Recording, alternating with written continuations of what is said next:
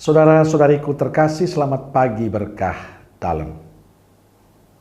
Sudahkah kita memberi senyum hari ini? Sabtu 31 Desember 2022. Mari kita awali permenungan kita dengan tanda kemenangan Kristus. Dalam nama Bapa dan Putra dan Roh Kudus. Amin. Permenungan kita diambil dari Injil Yohanes bab 1 ayat 1 sampai 18.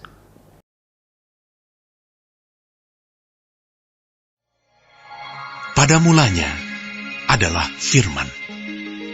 Firman itu bersama-sama dengan Allah, dan Firman itu adalah Allah.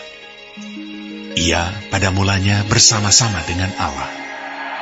Segala sesuatu dijadikan oleh Dia, dan tanpa Dia tidak ada sesuatu pun yang telah jadi dari segala yang telah dijadikan. Dalam Dia ada hidup, dan hidup itu adalah terang manusia. Terang itu bercahaya di dalam kegelapan, dan kegelapan itu tidak menguasainya. Datanglah seorang yang diutus Allah, namanya Yohanes. Ia datang sebagai saksi untuk memberi kesaksian tentang terang itu, supaya oleh dia semua orang menjadi percaya. Ia bukan terang itu, tetapi ia harus memberi kesaksian tentang terang itu. Terang yang sesungguhnya, yang menerangi setiap orang, sedang datang ke dalam dunia. Ia telah ada di dalam dunia, dan dunia dijadikan olehnya, tetapi dunia tidak mengenalnya. Ia datang kepada milik kepunyaannya, tetapi orang-orang kepunyaannya itu tidak menerimanya. Tetapi semua orang yang menerimanya diberinya kuasa supaya menjadi anak-anak Allah, yaitu mereka yang percaya dalam namanya. Orang-orang yang diperanakan bukan dari darah atau dari daging, bukan pula secara jasmani oleh keinginan seorang laki-laki, melainkan dari Allah. Firman itu telah menjadi manusia dan diam di antara kita, dan kita telah melihat kemuliaannya, yaitu kemuliaan yang diberikan kepadanya sebagai anak tunggal Bapa, penuh kasih karunia dan kebenaran. Yohanes memberi kesaksian tentang Dia dan berseru, katanya, "Inilah Dia yang kumaksudkan ketika aku berkata, kemudian daripadaku akan datang Dia yang telah mendahului aku, sebab Dia telah ada sebelum aku." Karena dari kepenuhannya kita semua telah menerima kasih karunia demi kasih karunia. Sebab hukum Taurat diberikan oleh Musa, tetapi kasih karunia dan kebenaran datang oleh Yesus Kristus. Tidak seorang pun yang pernah melihat Allah, tetapi anak tunggal Allah yang ada di pangkuan Bapa, Dialah yang menyatakannya. Saudaraku terkasih, dalam bacaan Injil hari ini ada kutipan yang menarik untuk kita renungkan bersama. Karena dari kepenuhannya kita semua telah menerima kasih karunia demi kasih karunia. Kutipan Injil ini disampaikan pada kita pada penghujung tahun 2022. Bahwa kasih Allah terus mengalir untuk kehidupan kita. Kutipan ini menegaskan tentang kasih karunia Allah yang terus melimpah kepada kita sepanjang tahun ini.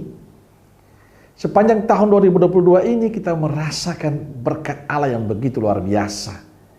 Kasih karunia Tuhan itu nampak dalam kehadiran Yesus ke dunia dalam Natal yang kita rayakan. Ia hadir karena Ia mencintai, mengasihi kita.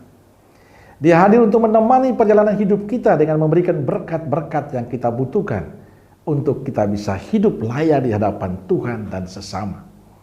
Dia selalu menemani perjalanan kita setiap saat. Kasih karunia-Nya melimpah dalam setiap perjuangan hidup kita. Saudaraku terkasih, hari ini hari terakhir tahun 2022. Dan banyak pengalaman indah yang telah kita lewati, dan tentu kita pernah merasakan bagaimana Allah mencintai, mengasihi kita. Dan kita akan memasuki tahun yang baru, tahun 2023. Ia tetap setia menemani, mendampingi kita. Kasih Tuhan itu sungguh kita rasakan. Ia tetap setia walaupun kita tidak setia. Ia tetap mencintai walaupun kita tidak mencintainya. Berkat-Nya terus melimpah untuk kehidupan kita.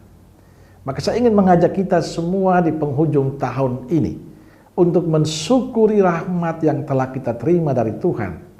Kita sadari bahwa dalam segala kelemahan dan ketidakpantasan kita, di tahun ini kasih Tuhan tetap mengalir untuk kehidupan kita. Berkat itu selalu ada untuk kita. Kita boleh bersyukur karena kita masih diberi waktu untuk memperbaiki hidup kita di tahun 2023. Maka mengakhiri tahun 2022 ini, kita hening sejenak, kita persembahkan hidup kita kepada Tuhan.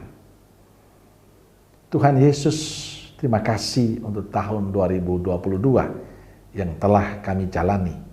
Kami boleh bersyukur, kami boleh bergembira, kami boleh berbahagia karena Engkau memberikan kesehatan, sukacita, keberhasilan dalam pekerjaan, berkat-Mu dalam studi-studi anak-anak kami. Kami boleh bersyukur untuk keluarga dan komunitas yang Engkau berikan. Kami boleh bersyukur untuk semua rahmat yang kami terima. Namun kami sadar, selama tahun ini kami banyak memiliki kekurangan. Baik sikap kami, tutur kata kami, perbuatan kami yang mengecewakan sesama dan Engkau sendiri. Kami sadar bahwa di tahun ini kami sering melupakan Engkau. Kami malas berdoa, kami malas merayakan Ekaristi, kami malas merenungkan sabda-Mu. Kami sering mengandalkan diri kami. Kami sombong dan angkuh. Kami sering tidak jujur dalam hidup. Kami sering menghina dan meremehkan sesama kami. Kami tidak setia dengan keluarga dan panggilan hidup kami. Kami menyadari masih banyak sikap kami yang tidak pantas di hadapan-Mu. Maka kami mohon semoga Tuhan mengampuni kami dan berilah berkat bagi kami yang melimpah untuk memasuki tahun 2023. Kami mohon semoga kami semakin pantas dan berguna bagi sesama kami di tahun 2023 nanti. Amin. Semoga Allah yang Maha Kasih memberkati saudaraku sekalian, Bapa, Putra, dan Roh Kudus. Amin. Keluarga Kudus Nazaret, doakanlah kami. Amin.